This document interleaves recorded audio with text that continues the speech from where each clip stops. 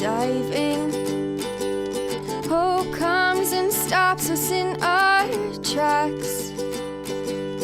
Bravely we prove in our striving, trudging together each day. Where there's a will, there's a way. Hey everyone, welcome to today's episode of Raw Recovery with Dion Miller. I'm your host, Dion Miller, and today we have David on the show, David F. And I met David, actually, well, I've seen you around here and there, but lately I've been getting to know you on some Zoom meetings. We're all doing the coronavirus pandemic isolation thing, and we've really gotten to know each other, and I really love what you've been saying in the meetings. I'm pretty excited to have you on. How are you doing today, David? Welcome, man. Thank you. Thank you so much, Dion. I'm grateful to be here. Thank you. Certainly. We come on here and we can share our experience, strength, and hope through our stories. So let's get started with yours. You want to get started on telling your story? Sure. Thank you. I'm Dave. I'm an alcoholic and an addict. Hi, David. Hi. So my days of alcohol and drug addiction started in basically 1969. Okay. And they started from the roots of watching my late mother being beaten by her second husband. Okay. At the time I was 12, and this happened in 1968. Okay. And, I jumped on this monster's back, trying to flail on the guy. He tossed me off like a fly and turned his anger on me and beat me to an inch of death. Wow. Yeah. So the next year in 69, as you can well imagine, those were very heady years. Oh, yeah. Summer of love. Mm-hmm. So everywhere around me was change, revolution, sex, drugs, rock and roll. Yep.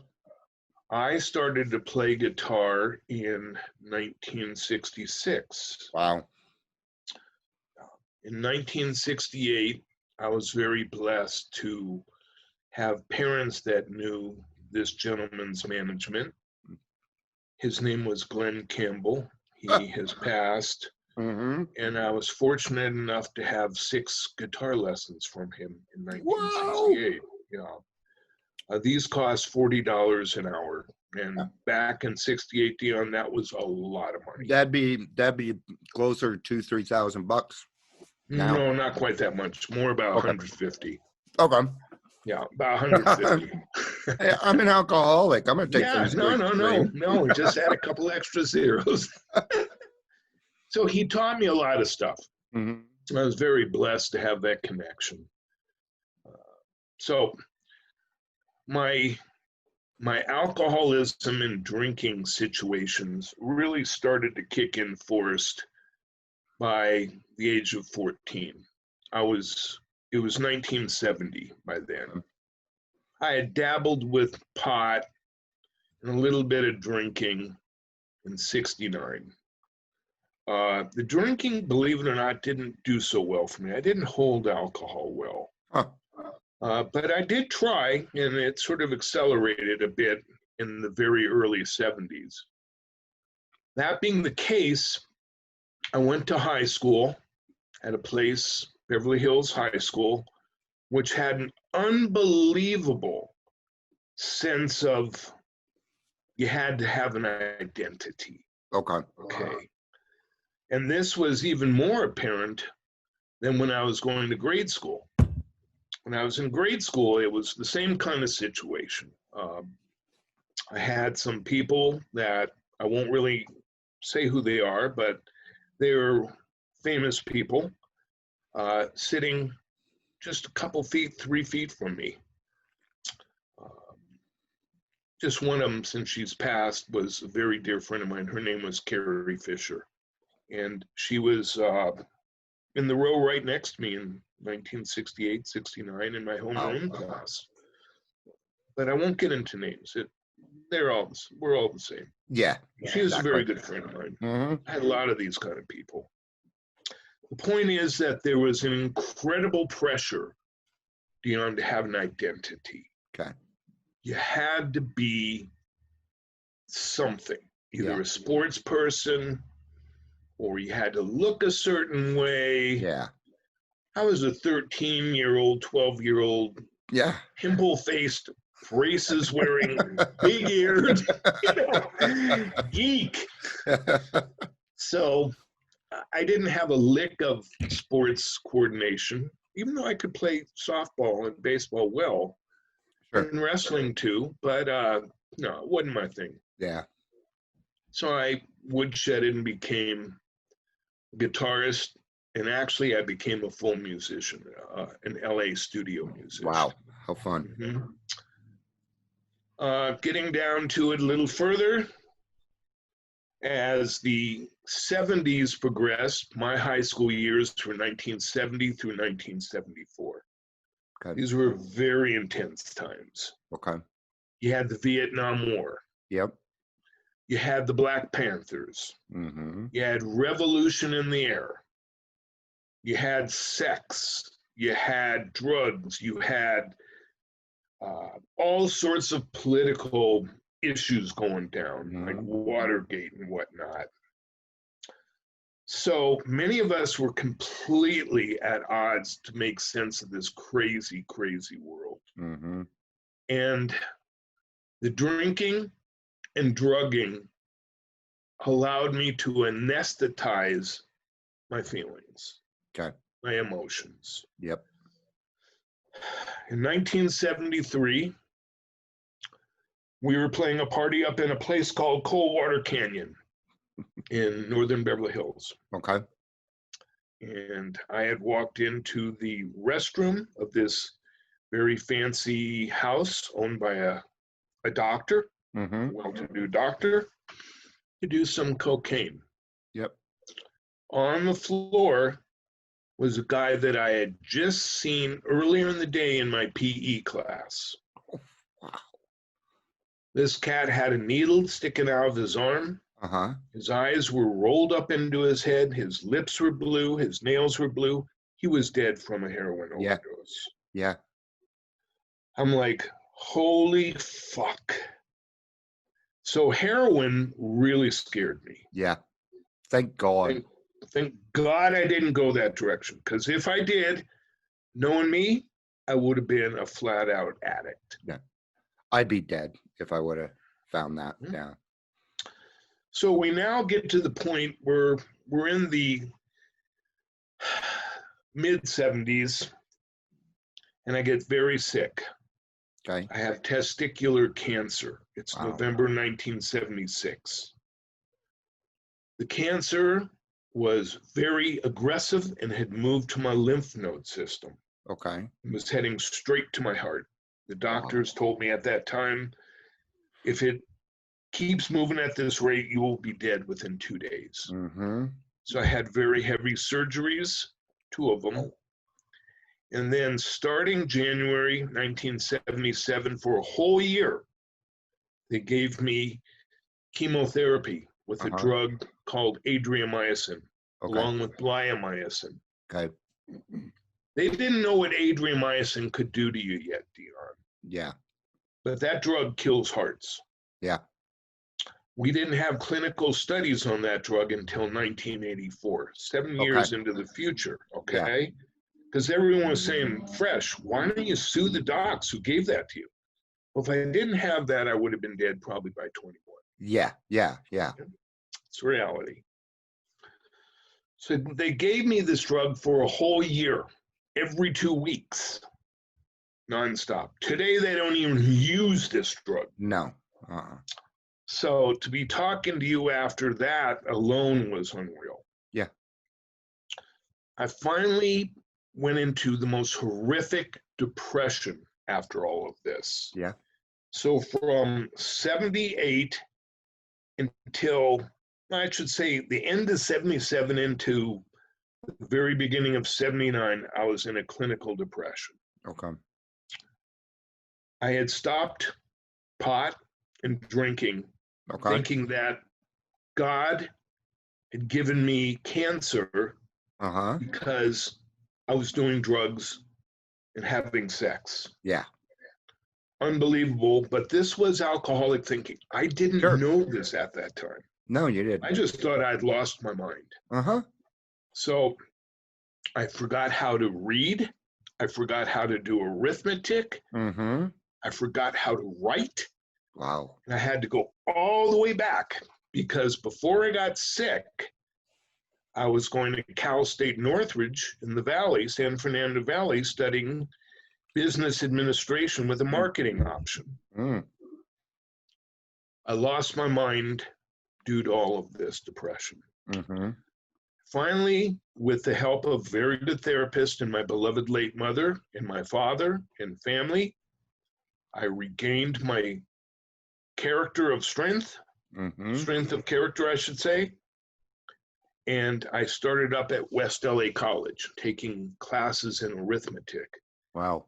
learning how to do addition and subtraction, Mhm. multiplication, division, fractions, percentages, as though I was in third grade. Yeah. I learned how to read and write again.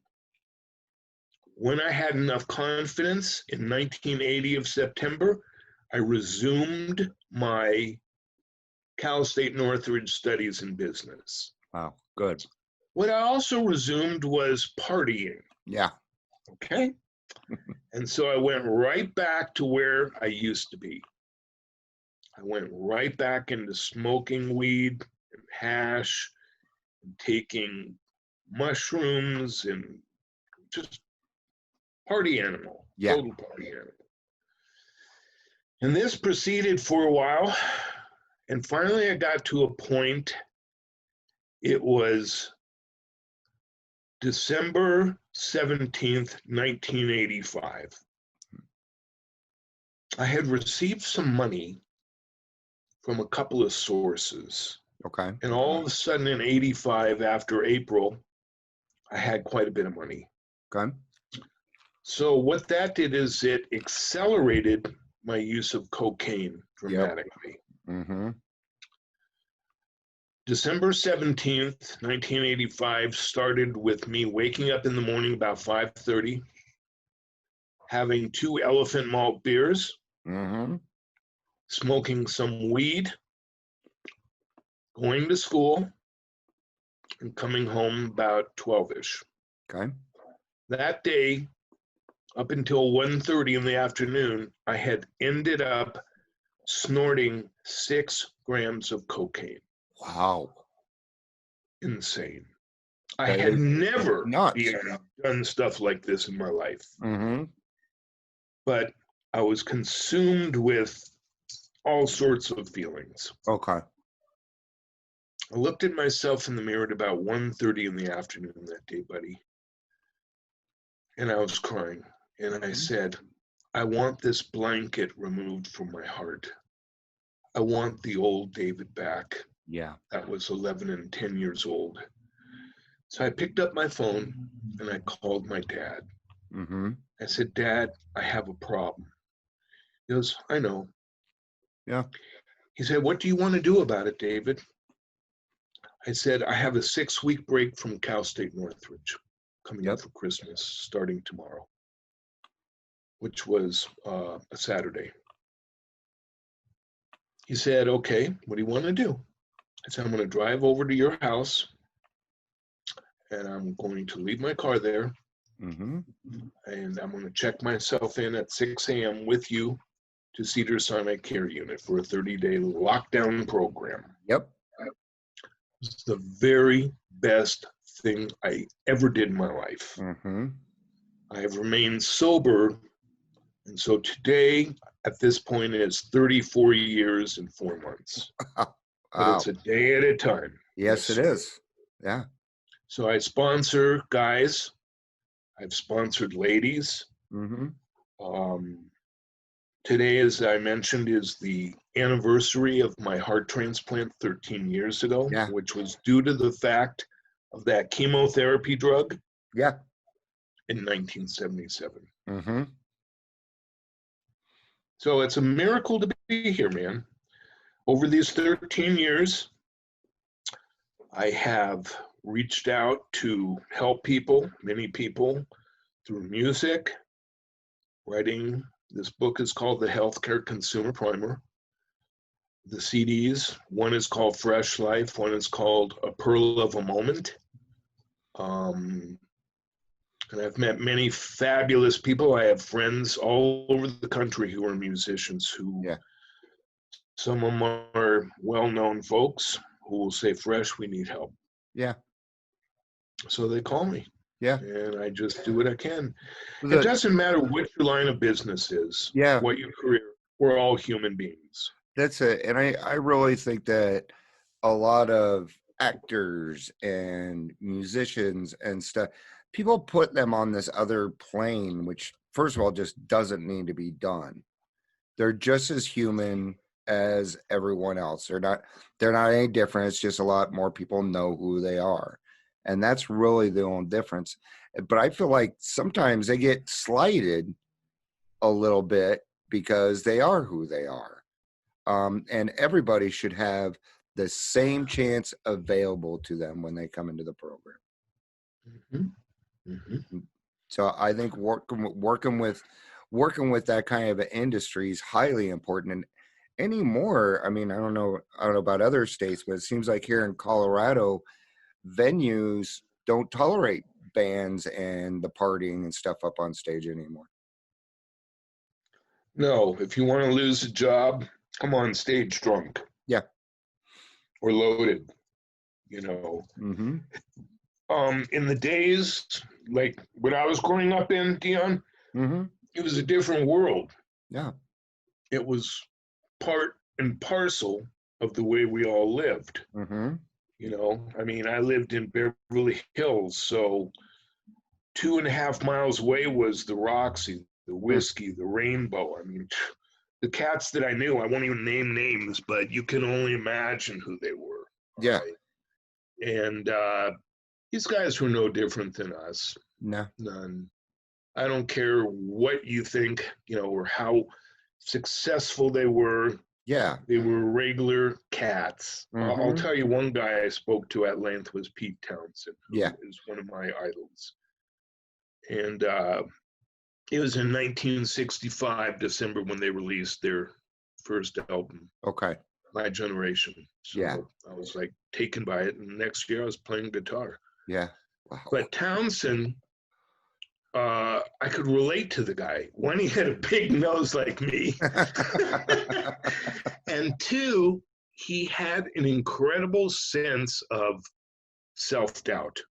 Okay. Incredible sense of And you low would think self-esteem. so, yeah. You would never think so. But one night we were drinking, and I was drinking gin and tonics, and he was drinking brandy. And we were at the Rainbow, and man, we bonded. And I thought, fuck, man, here's my fucking idol, right? Mm-hmm. He's no different than anyone that I've ever met on the street. Yeah. And the music that he writes, along with a number of these people, touches my heart in a very different way. Mm-hmm. So when I write songs, I write them for people, not for record companies. Yeah. And I will never do that. And so today my purpose is twofold: to be of service and to be helpful to people. Yeah. And to teach children and adults music in whatever possible way that I can. I've worked for the city of Aurora as their guitar and bass instructor for the last 2.5 years. Yeah. That's fantastic. You know, because I really think that music and the arts are an excellent outlet for kids. I mean, I'm in a band and I have my nieces in it. And you know, it's a family project that we do together. They have some talent, but we are having a lot of fun together. We're creating things. Yeah. we're getting to know each other on a different level. So I don't have, your regular uncle niece relationship. I really want them to have every chance that they can. And Right. just the fact that I'm available to do that is a miracle. It's a blessing. It's a blessing you're in their life. Yeah. It wasn't long ago. I mean, they saw me when I was drinking. They used to come over for New Year's. We'd always take them for New Year's. And there was one year I'd been drinking. The neighbor came over. He's knocking on our door. He's like, "Can you guys keep it quiet?" I'm like, "It's New Year's." No. And I told him, I pretty much told him to fuck off. And my nieces remember that. And I don't know that they're like, "Yeah, my uncle do," but for me, it's like, I don't really know that I want my nieces to think of me that way. So it took me a little bit of time and, and availability so they get to know me better and realize that what I did was inappropriate. Wow. So, and then we just do the next right thing. Ask me anything you want. Well, for some reason, I'd like to actually go over how people can get a hold of your CDs. Okay. Well, currently I only have a few left, but I do have to order some more. They are on Amazon. Okay. And one of the CDs, if they were to go to CDs, David Freshman. Okay. There's 2 CDs. One is called Fresh Life, which is actually out of print, but they can get the digital recordings Okay. on Amazon. And the other one is A Pearl of a Moment, also on Amazon. Okay. Mm-hmm. And what I'm going to do so that people don't have to write it down is I'll go ahead and post it when I put this up too, so that people would like to go check that out. Well, for me, and I know a lot of people really use music. I got hooked on a song by Joe Walsh, put out a song One Day at a Time when he got sober. Yeah, it's a great song. And we could sit here and talk about people after people, but for some reason, when I think because I was an 80s kid, I was born in 1970, and I was an 80s kid. So, we had the hair bands and things like that. But I remember when Steven Tyler got sober, and he just, and you can correct me if I'm wrong on this, because I've always been curious about it, but it seemed like then he went through all the other bands and started to get everybody sober. And it kind of became a thing amongst the hair bands, with Rat and Motley Crue, and even Zeppelin, and everybody started hopping on this bus of, hey, we don't need this, and we're actually, we are actually hurting ourselves by coming up on stage. We're hurting our art. Mm-hmm. And I think exactly it was a huge thing. Now Steven Tyler is opening up homes for, what's it called, Jane's House, for people that are abused. And I just love it when these, when these artists go out and take what they have and give it back so freely. That's when I like to see it. When you pass, Dion, it doesn't matter what assets you have in regards to bank, money, Correct. house, cars, job. My belief is, my friend, did you make someone laugh? Mm-hmm. Did you bring some joy into their life? Yep. Did you help another human being in some regard? Mm-hmm. One of the hardest things that I struggled with, and I still do occasionally, is when I lost my career in healthcare. I felt like a boat without a rudder. Mm-hmm. I thought, fuck. And I had been doing that when I had to stop working. I had been working for 39 years of my life. I'm almost 64. Mm-hmm. And I'm like, what the fuck do I do? So I met with a therapist. Mm-hmm. He said, David, go back to your original passion. Yep. Music. So I did. And my father, one day when I was laying in University Hospital, critically ill with blood septicemia from an infection from a internal hernia, my fifth one, he said, David, you need to write a book on healthcare. Took me 3 years, but I did. On my first CD, there's a song, the 13th song, it's called Cody. Okay. It's written for the man whose heart I have, Cody St. John. Wow. Okay. That song has sold over $3,400 worth of MP3 sales Awesome. for his foundation. Yeah. I gave them all the rights to that song. Yeah. So, you never can tell how you're helping someone. Absolutely. No. You just don't know. You really don't. That reminds me, because we need to go through our day, because really what it comes down to is I'm trying to help somebody each day, because that's what we have, is just we have right now. That's the only thing that's going on right now in my life is David and Dion are talking. It's the only thing that's happening. But since I was very young, when I was 17, I came up with this idea, and I'm almost 50 now, and I still do it, and it seems to work very well.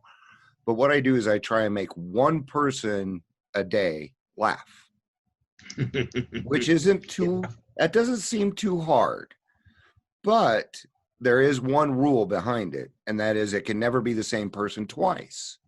So after a while, you're going to run out of family members. You're going to run out of friends.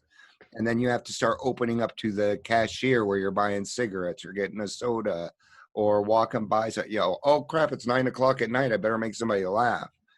And you have to put yourself out there. And you can really learn a lot just by doing something for somebody else with no expectation, just to make them happy. That's all you want for them. And people can feel it when you do it and you mean it. Do you want to know 4 of the most powerful words that you can say to a human being? What's that? I care about you. Yeah. Those are, and a lot of people forget these simple things. People like us are very intelligent. Yes, we are. And we can make this fucking thing so complex that we're locked into our own little box. Yeah. But when we remember that as human beings, we all deal with the same pain. One of the problems between women and men, many times men will look at a woman as an object. Yes. The fact is, she has the same exact emotions, fears, desires, elations as any man. They get horny, they get sad. They get happy, they get fearful. Sure. So a lot of guys, when they go on these dates or they're with their partner, they tend to forget all of this. And the worst thing they forget is to give respect, listen, compromise, and to care. Yeah. And that also translates into how we as alcoholics and addicts would be beneficial to leading our own lives, which I try and do. Sometimes I fall short. I'm human. Yeah. But if I make a mistake, I say, Lord, I slipped on the slippery slope. Help me up, please. Yeah. Well, our thoughts and our actions need to go with God constantly. And it's not too tough. I mean, before I speak at a meeting or I come on and do something like this or speak with a client, or I'm going to do anything. It's just real quick. Hey, God, this one's yours. And everything, and it's cool because now my life is non-scripted, and I get to enjoy the new things that come along each day, even the ones that are uncomfortable. I now get to enjoy those because I know that God's got my back and that there's absolutely nothing so wrong today that I need to convert back to being back to my old behavior, let alone drinking. I mean, heck, I can slip into old behavior without drinking. You know? So I think those are some really great points. Great. Well, I appreciate you being on. This has Thank been a you. great talk. I really do Thank you very appreciate it. much. I'll send you a couple of songs on Facebook to your messenger. Sounds good. And if you don't mind, I'm going to probably share those on Trudging Together on the Trudging Together. Oh, I would love it, man. I would love it. So if anybody that's listening, if you want to go listen to those, just head on over to the Trudging Together group and give a listen. Right on. Thank you very much. It has been fun having you on here. I'm really looking forward to getting to know you better. We have pretty good talk here beforehand too. I think what's great about your story is, you know, even going through medical, because you went through a lot of medical stuff, God always had you taken care of. So it was, you know, your story was like, it sounded like God setting you up, even in the times that were hard. It sounded like God kept setting you up to be the person that you are today. And I thought that was a really neat thing on how it worked out. Well, that, you know, those people, you know, he shouldn't have given you those drugs. You should go sue them. No, they did the right thing. It led me here. And, you know, your thought process was on that was fantastic. And it just shows us out here that no matter what's gone on in our past or what's going on now, if we want to be in the sunlight of the Spirit, God will have us no matter what. So that is correct, my friend. And I thank everybody for being here today and listening. We'll be back again. We'll be doing another episode Saturday. So I'd love to hear this sometime. That sounds wild. Which one? What we just talked about. Well, you're going to get a copy of it here. Oh, wow. Hey.